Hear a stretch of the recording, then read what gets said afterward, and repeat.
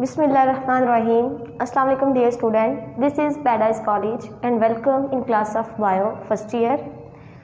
Student, आज का जो हमारा टॉपिक है माइटोकॉन्ड्रिया। माइटोकॉन्ड्रिया आज हम लोग डिस्कस करते हैं। माइटोकॉन्ड्रिया जो कि बहुत ज़्यादा इम्पोर्टेंट ऑर्गेनेली है। माइटोकॉन्ड्रिया के बारे में आज हम लोग डिस्कस करते हैं। माइटोकॉन्ड्रिया क्या है, इसकी इतनी इंपॉर्टेंस क्यों है, इसको क्यों हमने इतना वीआईपी का नाम दिया है, इसको डिस्कस करते हैं। सबसे पहले माइटोकॉन्ड्रिया ये भी एक सेल की ऑर्गेनेली है जो कि साइटोप्लाज्म के अंदर पाई जाती है।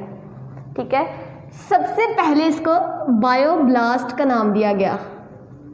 एक साइंटिस्ट थे एल्टमैन जिन्होंने इसके बारे में सबसे पहले हमें बताया था और इसको बायोब्लास्ट का नाम दिया था।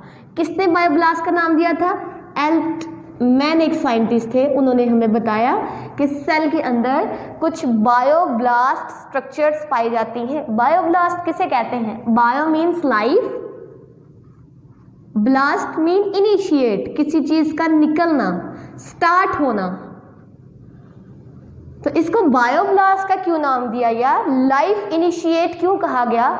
क्योंकि कहा जाता है कि ये एनर्जी बनाता है जो कि सेल की बाकी रिक्वायरमेंट को पूरा करता है। तो सेल जो से अपने फंक्शंस किसकी वजह से परफॉर्म करता है? उस एनर्जी की बेस पे जो कि माइटोकॉन्ड्रिया बनाता है। So that it is called the bioblast of a cell, इसलिए सेल का इसे बायोब्लास्ट कहा जाता है। सेकेंड में जो नाम आता है साइंटिस्ट का, दैट इज द बेंडा। इन्होंने एग्जैक्ट टर्म माइटोकॉन्ड्रिया यूज की थी। माइटोकॉन्ड्रिया की जो टर्म है हम लोग आजकल यूज करते हैं वो हमें बेंडा ने बताई थी।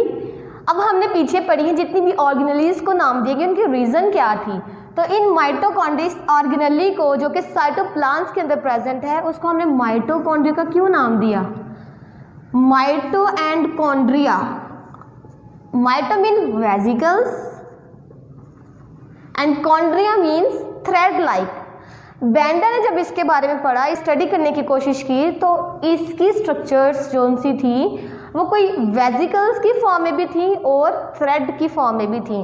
तो फिर उसने उन दोनों को मिला के, क्योंकि इसकी डिफरेंट शेप्स थी, तो उसकी बेस पे इसने इसको माइटोकॉन्ड्रिया का नाम दे दिया। क्लियर? तो बेंडा ने सबसे पहले टर्म यूज की थी माइटोकॉन्ड्रिया की। अब कहते हैं एक्चुअली ये है क्या? इस ऑर्गेनल हमने बताया तो है ऑर्गेनली पीछे भी डिस्कस की है, लेकिन इसमें और उसमें क्या डिफरेंस है? सबसे पहले इसकी हम लोग बात करते हैं माइटोकॉन्ड्रिया की। ये एक ऐसी ऑर्गेनली है जो साइटोप्लाज्म के अंदर पाई जाती है। साइटोप्लाज्मिक ऑर्गेनली है ये। इसके इर्द गिर्द भी मेम्ब्रेन पाई जाती है। It is a membranosus organelle. और ये जो ऑर्गेनली है इसके इर्द गिर्द दो लेयर्स होती हैं। It is a double membranosus organelle. Double membranosus organelle ये ऐसी ऑर्गेनली है जिसके इर्द गिर्द टू लेयर्स पाई जाती हैं। साइटोप्लाज्मिक होती है और मेम्ब्रेनियस होती है। इसकी इंपॉर्टेंस क्या है? इंपॉर्टेंस की बात करें, इसकी इंपॉर्टेंस क्या है?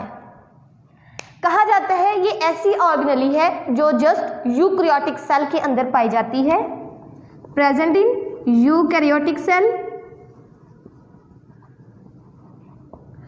अब ये काम क्या करती है? It manufacture and supply energy. ये क्या करती है? एनर्जी को बनाती भी है और फर्दर सेल के डिफरेंट पार्ट्स को सप्लाई भी करती है। क्या करती है? मैन्युफैक्चर या प्रोड्यूस कह सकते हो, एंड सप्लाई। क्या सप्लाई करती है? एनर्जी। किससे? सेल के डिफरेंट पार्ट्स को। जहाँ जहाँ एनर्जी की डिमांड होती है वहाँ वहाँ इसको सप्लाई कर देती है।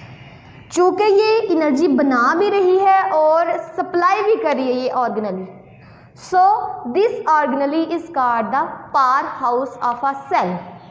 सेल का इसे पावर हाउस का नाम दिया गया है।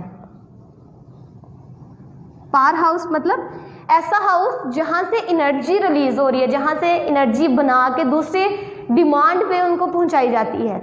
जैसे हमारे घरों में एनर्जी कहाँ से आती है, लाइट कहाँ से आती है, ठीक है, तो वो ग्रिड स्टेशन से बेसिकली आती है। तो ग्रिड स्टेशन क्या, these are the power house.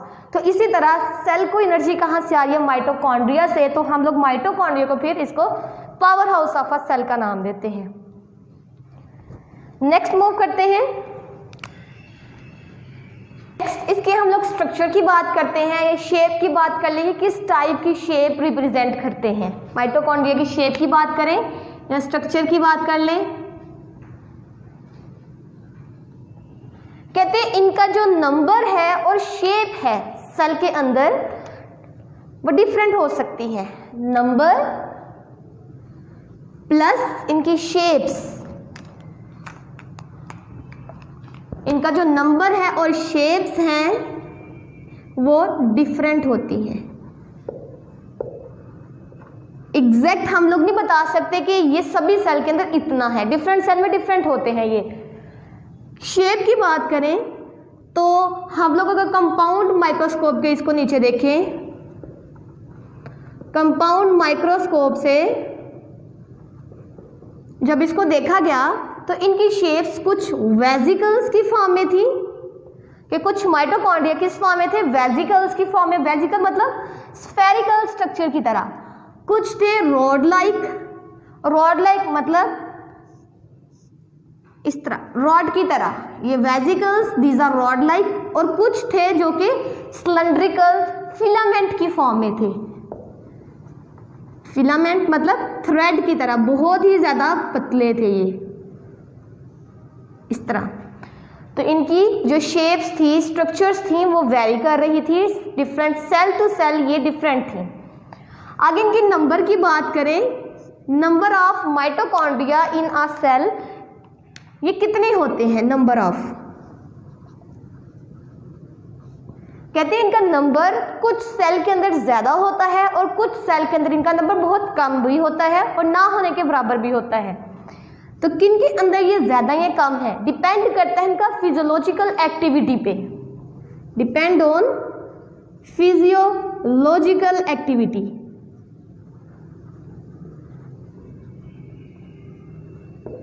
Physiological activity क्या होता है कि इनका काम, फंक्शन हम लोग कहते हैं फिजियोलॉजिकल।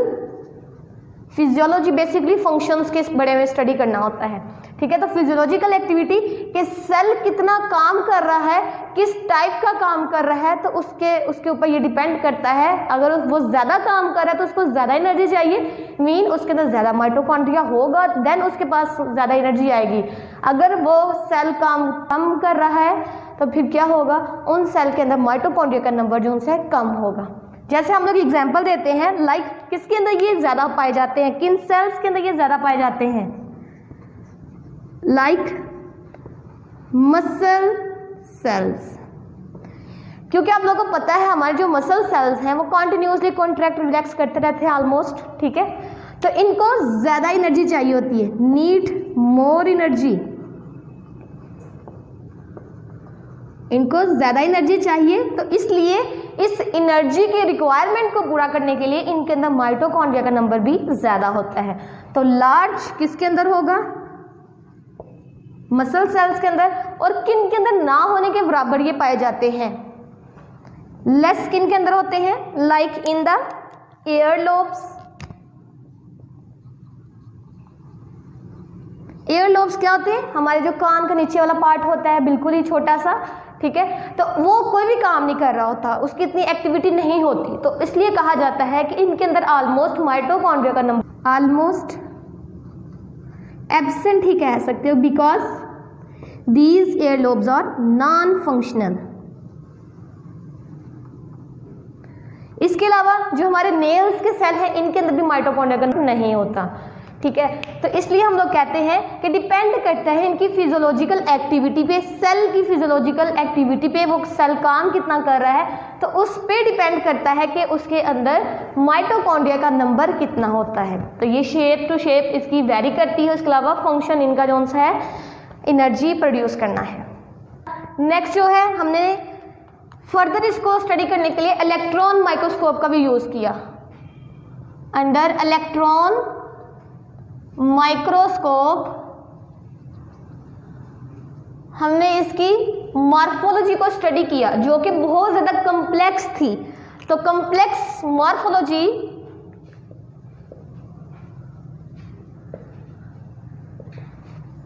ऑफ माइटोकॉन्ड्रिया किसकी वजह से स्टडी की गई? इलेक्ट्रॉन माइक्रोस्कोप की वजह से। तो इलेक्ट्रॉन माइक्रोस्कोप की वजह से माइटोकॉन्ड्रिया की कॉम्प्लेक्स मॉर्फोलॉजी को स्टडी किया गया कि उसकी फर्दर स्ट्रक्चर्स कैसी है, ये ज़ाहरी कैसी नजर आती है। ठीक है, तो इस इलेक्ट्रॉन माइक्रोस्कोप की बेस पे हम लोग इस काबिल हो सके कि इसके स्ट्रक्चर के बारे में फर्दर डिस्कस कर सके। तो कहा जाता है कि हमने पीछे बात की, it is a double membranosus organelle, कि इसके अंदर क्या होती हैं? 2 लेयर्स होती हैं ऐसे, एक ये लेयर है,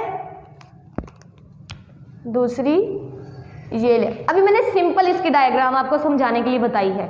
ठीक है, तो इलेक्ट्रॉन माइक्रोस्कोप से पता चला ये ओवल शेप के भी होते हैं, अंडे के नमा जो शेप होती है ओवल शेप भी होते हैं, और इनके अंदर 2 मेम्ब्रेन्स पाई जाती हैं। आउटर जो मेम्ब्रेन होती है, इनकी जो आउटर मेम्ब्रेन है, इट इज अ स्मूथ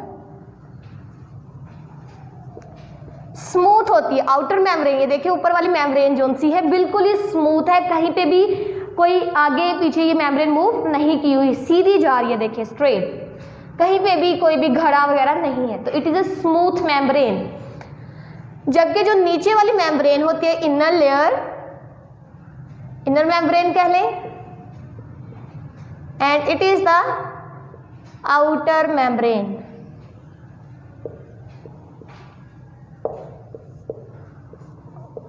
जो इनर मेम्ब्रेन होती है उसमें फोल्ड्स पाए जाते हैं, वो स्मूथ नहीं होती।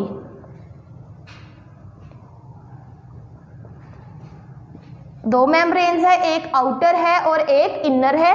आउटर जो है वो स्मूथ है, जबकि इनर मेम्ब्रेन स्मूथ नहीं है, इसके अंदर बहुत ज्यादा इनफोल्ड्स पाए जाते हैं, कि मतलब ये मेम्ब्रेन अंदर की तरफ धुंसी हुई होती है। उसको हम लोग आगे देखते हैं।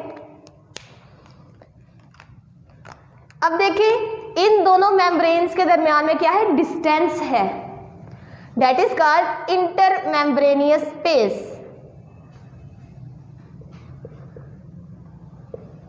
स्पेस होती है, इंटर मतलब बिटवीन मेम्ब्रेनियस, मेम्ब्रेन्स के दरमियान ये स्पेस पाई जाती है, जिसको हम लोग इंटर मेम्ब्रेनियस स्पेस का नाम देते हैं, और इसका भी फंक्शन बहुत ज्यादा इंपॉर्टेंट होता है। नेक्स्ट देखें तो इस इनर मेम्ब्रेन के अंदर यहां पे जैसे हमने सेल के अंदर साइटोप्लाज्म का डिस्कस किया था, फ्लूइड सेमी फ्लूइड था, तो यहां पे भी कुछ फ्लूइड लाइक मटेरियल प्रेजेंट होता है, जिसके अंदर बहुत ज्यादा एंजाइम फर्दर बहुत ज्यादा चीजें पाई जाती हैं। इसको हम लोग माइटोकॉन्ड्रिया का मैट्रिक्स का नाम देते हैं, माइटोकॉन्ड्रियल मैट्रिक्स।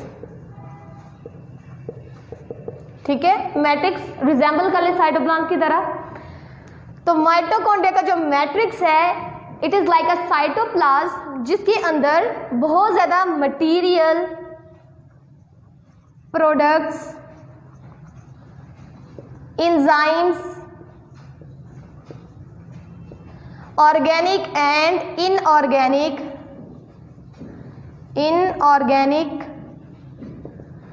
साल्ट्स वगैरह पाए जाते हैं, और इसके साथ साथ को एंजाइम्स भी पाए जाते हैं। ये सारी मटेरियल जो है कहाँ पे पाया जाता है? इसके अंदर पाया जाता है, माइटोकॉन्ड्रियल मैट्रिक्स के अंदर। अब हमने बात की इनफोल्ड्स ऑफ इनर मेम्ब्रेन, वो क्या होती हैं? यहाँ पे देखें,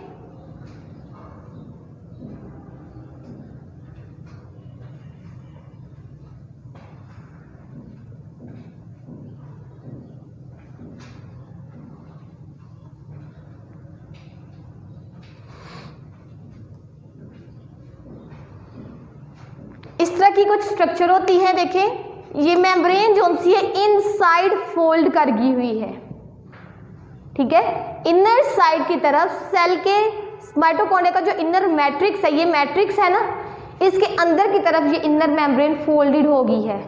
तो इन फोल्ड्स को फिर हम लोग नाम देते हैं क्रिस्टी का।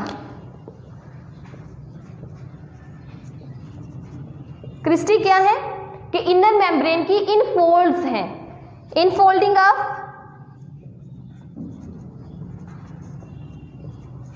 Inner membrane, infolding of inner membrane जो किसकी तरफ है, टूवर्ड मैट्रिक्स, मैट्रिक्स की तरफ ये इनर फोल्डिंग बनी हुई है, ठीक है। तो इन इनर फोल्डिंग को हमने क्रिस्टी का नाम दिया है। क्रिस्टी जो से बेसिकली लिपोप्रोटीन से मिलकर बनी होती हैं। लिपोप्रोटीन आपको पता है लिपिड और प्रोटीन जो सी हैं वो मिलकर बनाते हैं, और बेसिकली इनके अंदर ज़्यादा लिपिड और प्रोटीन ही पाई जाती है इस मेम्ब्रेन के अंदर। कहते हैं ये जो क्रिस्टी हैं बेसिकली इनफोल्डिंग है, इसके अलावा इनके ऊपर कुछ एंजाइम्स भी प्रेजेंट होते हैं, sites for many enzymes, enzymes भी यहाँ पे प्रेजेंट होते हैं जो डिफरेंट फंक्शंस परफॉर्म करते हैं। अभी हमने बात की है डिफरेंट एंजाइम्स पाए जाते हैं,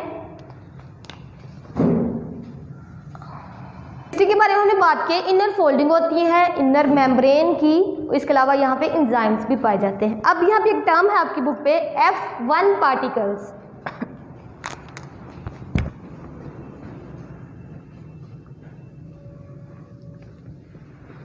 F1 पार्टिकल्स क्या हैं? These are the knob-like structures। ये क्या है? knob-like structures हैं जो प्रेजेंट होती हैं इनर मेम्ब्रेन की इनर साइड्स पे। knob-like स्ट्रक्चर है। knob-like हम लोग किसे कहते हैं? इस तरह से जो स्ट्रक्चर पाई जाती है, दिस इज द knob-like, जो कहाँ पे पाई जाती है? इनर मेम्ब्रेन्स की जो फोल्डिंग है, जिसको हमने क्रिस्टी का नाम दिया है, उसके इनर साइड पे पाई जाती है। इनर साइड मतलब मैट्रिक्स की तरफ जो साइड है, ठीक है, वहां पे कुछ नोब लाइक स्ट्रक्चर्स है जिनको हम लोग F1 पार्टिकल्स का नाम देते हैं। For example this is the inner membrane of mitochondria,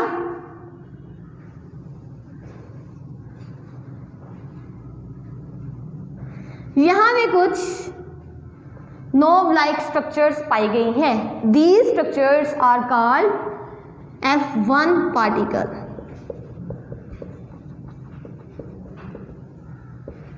basically F1 particle जो से हैं वो एक एंजाइम के तौर पे काम करते हैं जो ATP को बना रहे होते हैं। तो it is an enzyme that is involve in the formation of ATP, so this enzyme is called ATPase synthetase enzyme. F1 क्या है? एक एंजाइम है जो क्या बना रहा है? ATP बनाने में मदद देता है। अब कहते हैं F1 पार्टिकल को देखें तो ये जो F1 नोब लाइक स्ट्रक्चर है बेसिकली इसके दो पार्ट है, एक हेड है और एक टेल है। हेड वाले पोर्शन को हम लोग F0 का नाम देते हैं, जो बेसिकली मेम्ब्रेन के अंदर अंदर होता है, यहाँ पे इस तरह मेम्ब्रेन के अंदर एम्बेडेड होता है। उसके अलावा कहा जाता है कि ये जो माइटोकॉन्ड्रिया का मैट्रिक्स है ये बहुत ज़्यादा मेटाबॉलिक रिएक्शंस करवा रहा होता है, कि इसके अंदर बहुत ज़्यादा मेटाबॉलिक रिएक्शंस हो रहे होते हैं। कौन कौन से वो मेटाबॉलिक रिएक्शंस हो रहे होते हैं?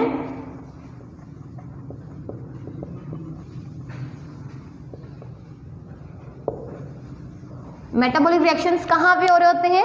In the matrix of mitochondria. कौन कौन से? जैसे क्रेब्स साइकिल है, इसके अलावा एरोबिक रेस्पिरेशन है, फैटी एसिड ऑक्सीडेशन है। ये सारे के सारे मेटाबॉलिक रिएक्शंस माइटोकॉन्ड्रिया के मैट्रिक्स के अंदर यहां पे हो रहे होते हैं। क्यों? क्योंकि इस मैट्रिक्स की हमने बात की है बहुत ज़्यादा एंजाइम्स होते हैं, कोई एंजाइम होते हैं, ऑर्गेनिक इनऑर्गेनिक साल्ट पाए जाते हैं। अब इन सब की डिटेल आप लोग अपने चैप्टर नंबर 11 में डिस्कस करोगे, हम लोग यहाँ पे इसको डिस्कस नहीं करेंगे क्योंकि वहाँ पे आप लोग बहुत ज़्यादा इनके बारे में पढ़ लोगे, उनका बहुत ज़्यादा पोर्शन है चैप्टर नंबर 11 के अंदर। तो बेसिकली हम लोग बता सकते हैं कि ये करते क्या हैं, ये साइकिल जो से, ये प्रोसेस जो है जो इस मैट्रिक्स के अंदर हो रहे हैं, इनका काम क्या होता है। तो इनकी इंपॉर्टेंस की बात करें, Krebs cycle, aerobic cycle, fatty acid oxidation, इनके हम लोग इंपॉर्टेंस की बात करें तो ये ऐसे प्रोसेस हैं जिनसे हम लोग एनर्जी एक्सट्रैक्ट करते हैं, एनर्जी निकालते हैं। हम लोग जो फूड खाते हैं वो टूटता है और उसके अंदर जो एनर्जी होती है हम लोग उसको निकालने के लिए इन प्रोसेस को यूज करते हैं। तो basically these are involve for energy extraction, कि इन प्रोसेस से हम लोग एनर्जी हासिल करते हैं। तो चूंकि ये सारे प्रोसेस किसके अंदर हो रहे हैं, माइटोकॉन्ड्रिया के अंदर, तो हम लोग क्योंकि माइटोकॉन्ड्रिया के अंदर एनर्जी बन रही है ना, तो हम लोग इसको माइटोकॉन्ड्रिया को पावर हाउस का नाम भी इसीलिए देते हैं। अब कहते हैं ये जो मैट्रिक्स है इसके अंदर डीएनए भी प्रेजेंट होता है और राइबोसोम्स भी प्रेजेंट होते हैं।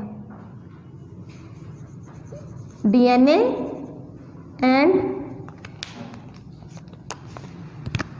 these are the ribosomes.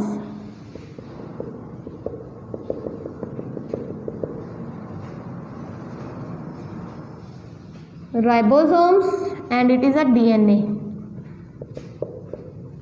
चूंकि इसके पास अपना डीएनए और राइबोसोम होता है, तो जैसे न्यूक्लियस के पास अपना डीएनए होता है, राइबोसोम्स होता है, तो 1 से 2 सेल बनते हैं न्यूक्लियस की वजह से। तो चूंकि इनके पास भी अपना डीएनए होता है, राइबोसोम होता है, तो ये डिवाइड करने की एबिलिटी रखते हैं, तो इसलिए हम लोग इनको कहते हैं सेल्फ रेप्लिकेटिंग ऑर्गेनेली। माइटोकॉन्ड्रिया क्या है?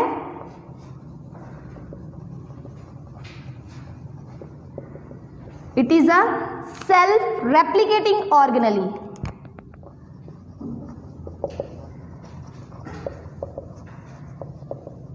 रेप्लिकेट करना, दोबारा से प्रोड्यूस करना।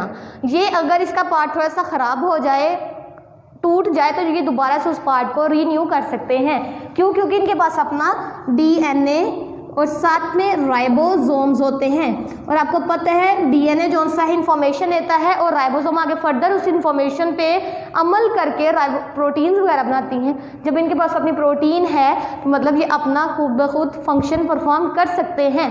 तो क्योंकि अपना फंक्शन भी खुद परफॉर्म करते हैं, तो इनको फिर हम लोग सेल्फ रेप्लिकेटिंग ऑर्गेनेली के साथ साथ सेल्फ ऑटोसोमिक ऑर्गेनेली है। So it is also called self autosomic organelle. Somic, autosomic मतलब खुदकार ऑर्गेनेली है। तो चूंकि इसके पास अपना राइबोसोम, डीएनए वगैरह है, तो ये खुदकार ऑर्गेनेली है। तो सेल्फ ऑटोसोमिक ऑर्गेनेली इसको कहा जाता है।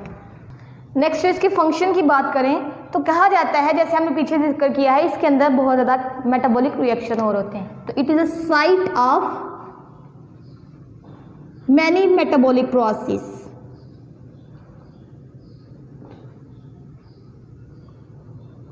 कि ये ऐसी जगह है जहाँ पे बहुत ज़्यादा मेटाबॉलिक रिएक्शंस और प्रोसेस अक्कर हो रहे होते हैं। जैसे हमने बात की क्रेब्स साइकिल, एरोबिक रेस्पिरेशन,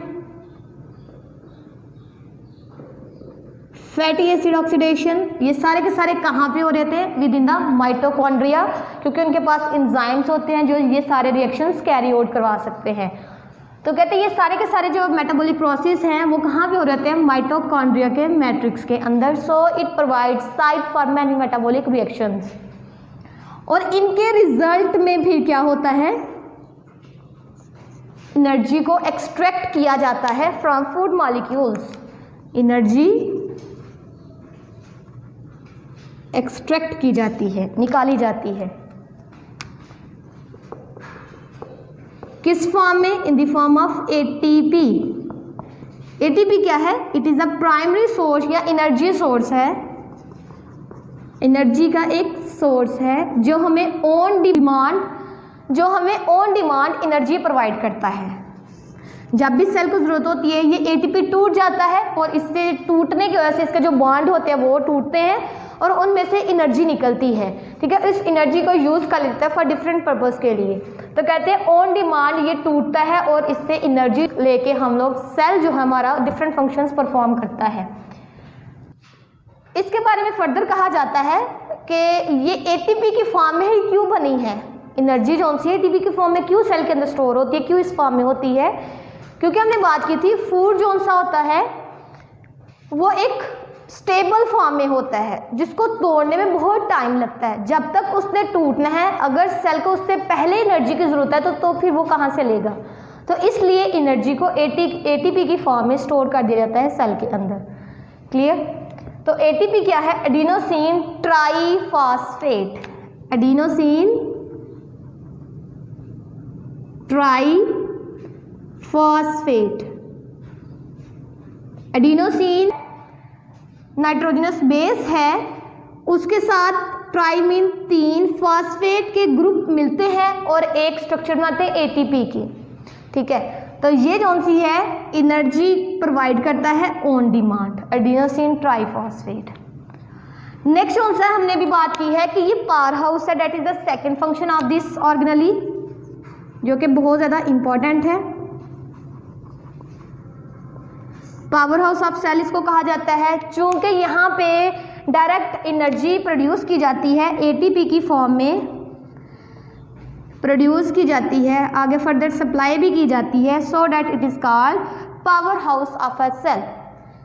देखें यहाँ पे एटीपी जौन सी है ये एनर्जी सोर्स है, जबकि एडीपी जौन सा है ऐसा है जिसके अंदर से एनर्जी निकल गई होती है, एक्सट्रैक्ट फॉर्म में होता है ये, कि स्पेंड एनर्जी, इसकी क्या होती है? एनर्जी स्पेंड हो गई होती है, खर्च कर ली होगी होती है। अब दोबारा से इसको एडीपी को एटीपी में कन्वर्ट करने के लिए हमें एनर्जी चाहिए होती है, हमें फॉस्फेट ग्रुप चाहिए होता है। जब ये इसके साथ अटैच होते हैं तो ये ही एडीपी किस में कन्वर्ट हो जाता है? एटीपी में। ठीक है, तो इस एटीपी को फर्दर जब जरूरत पड़ती है इसको यूज़ कर लिया जाता है। तो ये बहुत ज़्यादा इंपॉर्टेंट ऑर्गेनेल है जो आज हम लोगों ने डिस्कस की है। इसमें से बहुत ज़्यादा इंपॉर्टेंट शॉर्ट क्वेश्चंस आते हैं, जैसे पावर हाउस क्यों कहा जाता है इसको, इसके अंदर कौन कौन से मेटाबॉलिक रिएक्शंस हो रहे होते हैं, इनकी स्ट्रक्चर कैसी होती है, इसके F1 पार्टिकल के बारे में बहुत दफ़ा पूछा गया है। ठीक है, और इसकी फर्दर पूरी की पूरी स्ट्रक्चर पे आपको लॉन्ग क्वेश्चन पे नोट आता है। तो शॉर्ट क्वेश्चन के लिहाज से बहुत ज़्यादा इंपॉर्टेंट है और इसके लॉन्ग क्वेश्चन के लिहाज से भी बहुत इंपॉर्टेंट है। अब इसकी क्रिस्टी और आपने पीछे सिस्टर नहीं पढ़ा था एंडोप्लाज्मिक रेटिकुलम के अंदर, उनकी मेम्ब्रेन, इसमें और उसमें बहुत ज़्यादा डिफरेंस पूछा जाता है। ठीक है, तो ये इस तरह MCQs और शॉर्ट क्वेश्चन के लिहाज से भी इंपॉर्टेंट है। ये था आज का हमारा लेक्चर जो कंप्लीट हो चुका है। नेक्स्ट टॉपिक जो है हम लोग अपने नेक्स्ट लेक्चर में डिस्कस करेंगे। आज के लिए काफ़ी है। अल्लाह हाफिज़।